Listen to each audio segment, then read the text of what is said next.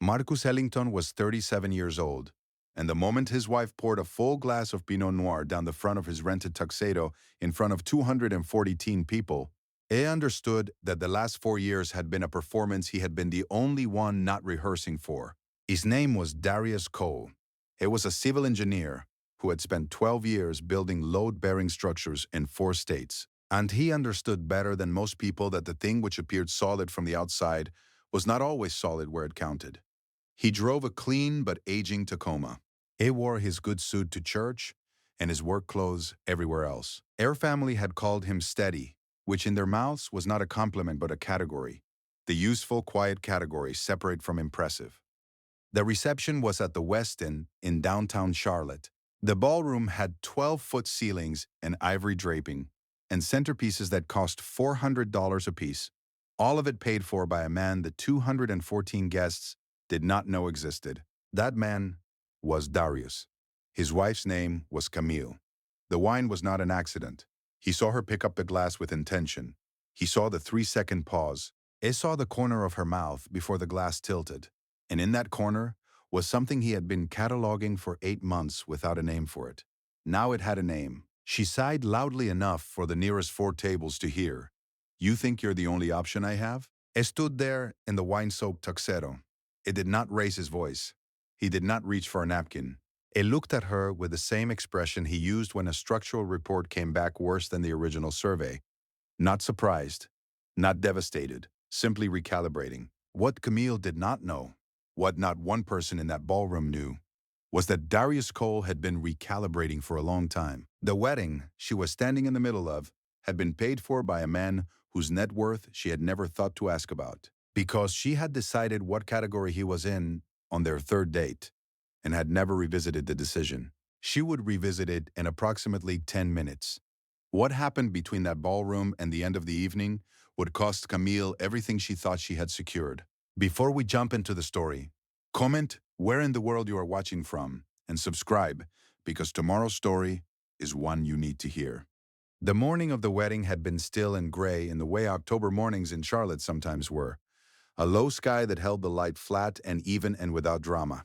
Darius had been awake since 5. He sat at the small desk in the hotel suite the wedding party had rented for him, and he drank his coffee from a paper cup and looked out at the city he had lived in. For 9 years, the skyline he had contributed to in ways that appeared in no public record under his name, but existed nonetheless in concrete and rebar and load calculations he had signed off on with a PE stamp. He was a structural engineer. He had been since 24. He thought in terms of force and resistance, in terms of what a thing was built to bear and what it was not. Anne had long ago applied this thinking to people as naturally as to buildings. Some people were built for weight. Some people were not. The difference was rarely visible from the outside and almost always visible under load. His father had told him once, in the cluttered garage of their house in Fayetteville, where they used to work on a 74 Chevelle that never quite ran right, "Son, the fastest way to learn what something's made of is to put a load on it." He had died of a heart attack when Darius was 26, before the firm, before the trust, before any of it. Darius kept the sentence in his chest where it stayed warm. He had met Camille 3.5 years ago at a fundraiser for a youth engineering program he supported quietly, not as a donor whose name appeared on anything, but as someone who showed up and helped set chairs. She had been there as the +1 of a board member who left early. She had stayed. She had found him in the corner near the water station and asked him what he did. And he had said structural engineering, and she had said that sounded like hard work. And he had said most good things, wherein she had laughed, genuinely, at an unexpected angle. He had been careful. He had taken 4 months before he told her he loved her, and 8 months before she met his Aunt Lorraine. Who was the person whose opinion he trusted above all others, and who had said afterward, measured and careful, "She's beautiful, Darius. Make sure she knows what she's getting." He had thought she meant his temperament, his work hours, his quietness. Later he understood she had meant something more specific. He loved Camille. He had believed she loved him. He had spent $240 million on a wedding she had designed without a budget conversation, because he had told her he would handle it, and he had handled it. And she had never asked where the money came from. which was a thing he had filed quietly and returned to sometimes in the 8 months during which something had begun to shift. The shift was subtle at first, a coolness that arrived like a change in season, not dramatic, just present. One morning in a way it hadn't been the morning before. Her attention drifted during dinners. She was on her phone in the bathroom for long stretches. She had a colleague whose name came up in a new frequency and then stopped coming up entirely, which was its own kind of data. She had begun calling him responsible in the tone people used when they meant it as a limitation. He had noticed. He had not said anything. He was an engineer. He gathered data before he formed a conclusion. The doorbell camera at their house in Myers Park had captured a car he didn't recognize parked in the driveway on 4 separate Tuesdays over the preceding 3 months, each visit between 90 minutes and 2 hours. He had a copy of the footage saved to a drive in a safe in a building that was not their house. He finished his coffee. He dressed for his wedding. He went downstairs and shook hands and smiled and stood at the altar and said the words. And he meant them, which was the truest and saddest fact of the whole day. The glass came down just before 9 in the evening. The DJ had shifted to the slower set. The room was warm and full, and the bar line was long, and most people were in the pleasant, loosened state that comes 2 hours into an open bar. Darius had been standing near the head table with his groomsman, Walter, when Camille crossed the floor from the direction of the bar, and had seen the glass in her hand and the angle of her approach and the way her chin was set, and he had thought, here it is. He would understand later that she had been drinking since before the ceremony, and that she had had a phone conversation in the bridal suite that had not gone the way she needed it to go, and that the wine had been the detonation of a pressure that had been building for a long time. None of that changed what it was. When she said, "You think you're the only option I have," the room around them contracted to a small, bright, terrible circle. He felt the wine cold through the shirt and vest, and against his skin. He stood still. He did not flinch. He looked at her once, clearly, and then he turned to Walter and said, "Give me a minute." Walter, who had known Darius for 14 years, nodded and stepped back. Darius walked to the edge of the ballroom, through the side door, into the quiet of the service corridor.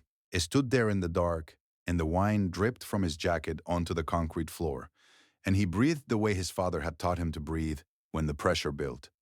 Slowly from the bottom, until the chest expanded and the hands unclenched. E's second phone was in his jacket's inner pocket. He sent one text to a number saved under the name R. Okafor. It said, "Tonight. Don't wait for morning." R.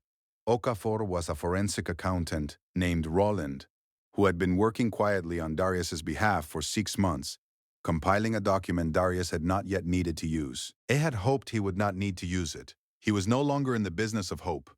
He dried his jacket with a service towel. He walked back into the ballroom. Camille was at the table with her mother and 2 of her bridesmaids, composed now, performing the particular composure of a woman who had decided the outburst would be reframed as emotion rather than revealed as intent. She looked up when he approached. Her expression shifted into something practiced and soft. She said, "Baby, I'm sorry. I drank too much and I just..." He pulled out the chair across from her and sat down. He folded his hands on the table. He said, "I know. Just that." 2 words with nothing behind them but truth. She reached for his hand. He let her take it because this was his wedding reception, and there were 214 people watching, and he was an engineer, and engineers finished what they started. But his hands didn't shake. His face remained perfectly calm. Inside, something had clicked shut with a soft and permanent sound. 10 minutes after the wine, when she had found him in the service corridor and taken his face in her hands and said she was begging him to stay, to not leave, to understand that she was scared and she was sorry and she loved him. He had looked at her for a long time. He had said, "I'm not going anywhere tonight." And had meant it, because leaving that night would have been about feeling, and he did not make decisions from feeling when the stakes were this size. It had 4 weeks. Roland's complete document arrived by encrypted file transfer on the Monday following the wedding. Darius read it at the desk in his home office, the room Camille had never shown much interest in, assuming it was where he kept contractor invoices and utility files. He read it twice. He printed selected pages. He put them in a folder he labeled with one word that was not her name. The document was 48 pages. The summary was straightforward. Over 26 months, A series of transfers had been made from their joint savings account, an account Darius had funded almost entirely, Camille contributing a nominal monthly amount into a personal account in her name alone. The total was $53,200. The transfers had been made in amounts between $400 and $2,800, timed to coincide with larger incoming deposits from his contracting payments, spaced to stay below the automatic review threshold. The personal account had a second authorized user added to it 14 months prior. His name was Gavin Mercer. He was a sales director at a commercial real estate firm in Charlotte. He drove a black Audi. His car had appeared on the doorbell footage on 4 Tuesdays. Roland had gone further. Gavin Mercer had a civil judgment against him in Mecklenburg County from 3 years prior, a former business partner claiming fraudulent inducement in a real estate deal. The judgment had been satisfied, but the record was public. He had also been named as a third party in a separate divorce proceeding in Cabarrus County, settled under seal. It had a pattern. He was not operating alone. Darius photographed the key pages. He backed the entire file to 3 separate locations. He called a woman named Patricia Delacroix, a family law and civil fraud attorney in uptown Charlotte, who had been referred to him 2 years ago by a colleague as someone who did not flinch at complicated cases. He had kept her number. He called it on a Tuesday morning from his truck outside a job site in University City. She said, "Come in Thursday, bring everything." He brought everything. Patricia reviewed the folder with the careful attention of someone who had done this work for 20 years and found most of it less surprising than her clients hoped. She asked 3 questions. She wrote 4 things on a legal pad. Then she looked up and said, "You've been building this case for 6 months." He sighed, 7. She said, "Before the wedding." He said yes. She was quiet for a moment. She said, "That's either cold-blooded or the most disciplined thing I've heard in recent memory." She paused. "I think it's the latter." She tapped the folder. The transfer pattern is textbook. The second authorized user establishes joint benefit. North Carolina civil fraud statute applies. Combined with the divorce filing, you're looking at full restitution costs and likely a negotiated settlement before this ever sees a courtroom. Darius nodded. She said, "And the trust?" He said, "She doesn't know about it." Patricia looked at him across the desk with the expression of someone recalibrating an already significant estimate upward. She said, "Then she has no idea what she married." He sighed. "Nobody does. That's been the plan." That weekend, he drove to Canopolis to see his Aunt Lorraine. She was 64 and tended a garden that would have embarrassed most professional gardeners, and said everything she meant without softening it for the listener's comfort. He sat with her on the back porch, while the late October light came through the persimmon tree and told her plainly what had happened and what was coming. She listened without interrupting. When he finished, she was quiet for a long while, looking at the garden. She said, "I told you to make sure she knew what she was getting." He sighed. "I know." She said, "She knew what she was taking." "That's different." She looked at him. "You're not the one who failed here, Darius. Don't carry that weight." She poured more sweet tea. She said, "Finish it clean, then let it go." "Patient water-shaped stone," he said. She nodded. "Your daddy said that." He drove home. That evening he made dinner. Camille ate across from him and asked about his week, and he told her 2 true things about work and 1 general thing about traffic, and she nodded and scrolled her phone and did not notice that the man across the table from her had already begun to dismantle, quietly and completely, everything she thought she had built for herself at his expense. He cleared the plates. He washed them. He dried them. He hung the towel on the oven handle. Real power operated in quiet rooms, and he had been in that room alone for a long time. The meeting was on a Thursday morning, 6 weeks after the wedding, in Patricia Delacroix's conference room on the 11th floor of a building in uptown Charlotte. Charlotte's skyline through the south-facing window was a thing Darius had contributed to in concrete terms. He knew that and said nothing about it. Camille arrived with her attorney, a man named Stephen Holt, whom she had retained the week prior after Darius had served her the divorce filing at their home. Quietly, with no drama, handed to her at the kitchen counter while coffee brewed. She had gone pale, and then flushed and said his name twice, and he had said, "Thursday, 10 o'clock, Patricia Delacroix's office," and he had gone to work. She came in Thursday dressed carefully, composed, prepared. Her mother, Beverly, had come at her request, and Beverly sat to Camille's right with the expression of a woman who had only heard one side of the story and was beginning to understand there was another. Also present, at Darius's invitation, was his Aunt Lorraine, who had dressed for the occasion in a cream blazer and who sat beside Darius with her hands folded and her eyes steady. And across the building, simultaneously, Gavin Mercer was in a separate meeting with a separate attorney, receiving Roland's 48-page document in its entirety, along with a formal civil fraud claim naming him as co-defendant in the transfer scheme. Patricia laid the documents on the table with the same unhurried precision Darius used when he laid out structural drawings on a job site. The bank statements, the transfer record, the authorized user documentation, Gavin Mercer's civil judgment from 3 years prior, the corroborating pattern report, the doorbell footage log, not the footage itself, just the dates and durations typed clean on a single page. Stephen Holt reached for the transfer record. He read it, he put it down. He picked up the authorized user document. His expression, which had begun the meeting at the practiced confidence of a man who expected to control it, moved through several stages and settled somewhere quieter. Camille looked at the transfer record and said, "That account was for our future. I was saving for us." Patricia sighed. The account had a second authorized user whose access predates the wedding by 14 months.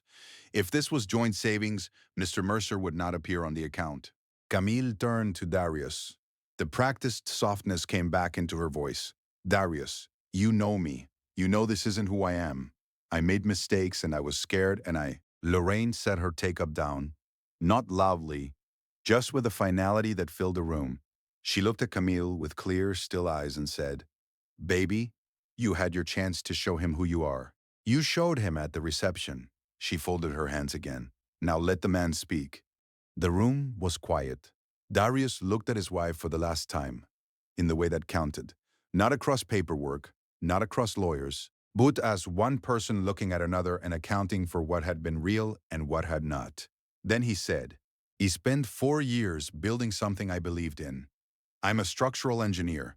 I know the difference between a foundation and a facade. The wedding was paid for from a trust you didn't know existed, through a holding company you never asked about, because you decided on the third date what category I was in, and you never looked again." He paused. "The $53,200 will be returned in full as part of the civil settlement. The house in Myers Park will revert to my sole title under the prenuptial agreement you signed. You had independent counsel. The signature is valid. Patricia has the original." Another pause, quieted. "I'm not angry at you, Camille. I'm done. Those are different things." He closed his folder. He buttoned his jacket. He looked once at Lorraine, who gave him the smallest nod, and he stood and walked to the door. He did not look back. The door closed behind him with no sound at all, and the room he left behind was filled with the particular silence of a structure that has just been assessed and found, precisely and without appeal, to be unsound. 8 months had passed like a long exhale. Darius was in the workshop off the garage of a house he had bought in the Plaza Midwood neighborhood, a bungalow that had been gutted and was being rebuilt by his own hands on weekends, the same way the Myers Park house had been rebuilt. Because he built things and always had, and a man did not stop being what he was because someone had used it against him. It was sanding a section of reclaimed oak flooring, the workshop warm with the smell of wood and the small portable heater in the corner, when he heard the door from the kitchen open and a woman named Jade came through with 2 cups of coffee and set one beside his work without breaking his concentration and sat on the workbench and watched him work, which was the thing about her he had noticed first. She did not fill silence with noise. She was a landscape architect who had moved to Charlotte from Durham 2 years prior and who had met Darius through a mutual contact at a civic planning meeting, and who had asked him, on their first evening together, what he was most proud of having built. He had thought about it for a full minute before answering, which she had told him later was the moment she knew. The civil settlement with Gavin Mercer had been resolved in March. Full restitution of the $53,200, court costs, and a consent agreement that included a permanent bar from acting as an authorized user on any financial account without full disclosure to all parties. A condition Patricia had inserted cleanly and that Mercer's attorney had not fought. Mercer had relocated. The real estate firm had quietly ended his position. His name came up in Charlotte's commercial circles, now with the particular silence reserved for cautionary examples. Camille was renting a one-bedroom apartment in Concord. She was working as an office manager for a medical practice, not the career trajectory that the 4 previous years had been arranged around. Her mother Beverly had called Darius once in February, briefly to say something simple and true that he had received without comment and with a quiet gratitude he did not know how to express. 3 of the wedding guests who had been at the head table had reached out over the months since. He had responded to 2 of them. His contracting firm had expanded. The second municipal contract had been awarded in April, a 2-year structural assessment program across 9 county buildings, the largest single engagement of his career. A had brought on 3 new engineers, one of them a young woman named Tanya from his alma mater, who had the instincts of someone who would be running her own firm in 10 years. And he had told her so plainly, which was the kind of conversation his father would have started and his grandmother would have finished. He had planted a fig tree along the south fence of the new property, small yet rooted now. Jade asked him what he was thinking about. He looked at the oak in his hands, the grain of it, the particular way old wood held its history in its surface if you sanded it right and didn't rush it. He thought about the reception and the wine and the 240 people in the service corridor and the cold concrete floor and the single text he had sent into the dark. He thought about the ballroom and all its expensive draping, paid for by a man none of them had actually seen. He set the sandpaper down. He picked up the coffee. He stood in the warm workshop and looked at the wood. He said, "I was thinking about how long this floor has been waiting to be useful." She understood, the way she had come to understand most things about him, that this was not only about the floor. Outside, the fig tree held its shape in the cold ground, patient and unhurried, and already, in the quiet way of things built right, becoming. He was free. He was solvent. He was unbothered. I hope you enjoyed that one. Be sure to like the video and subscribe so you don't miss the next story. I've picked out 2 more for you that I think you'll really like.